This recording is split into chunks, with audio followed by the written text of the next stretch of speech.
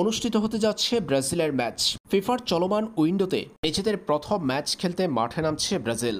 দক্ষিণ আমেরিকা অঞ্চলের বিশ্বকাপ বাছাই পর্বের লড়াই শুরু হচ্ছে আগামীকাল থেকে।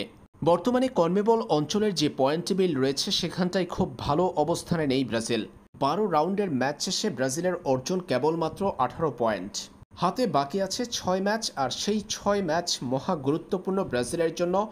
যুক্তরাষ্ট্র, মেক্সিকো, কানাডায় অনুষ্ঠিত হতে যাওয়া 2026 বিশ্বকাপের মূল পর্বে জায়গা করে নেওয়ার জন্য 48 দলের অংশগ্রহণে অনুষ্ঠিত হতে যাওয়া 2026 বিশ্বকাপ বাছাই পর্বে নিজেদের 13তম রাউন্ডের ম্যাচে ব্রাজিল আগামীকাল বাংলাদেশ সময় ভোর 6টা 45 মাঠে নামবে কলম্বিয়ার বিপক্ষে।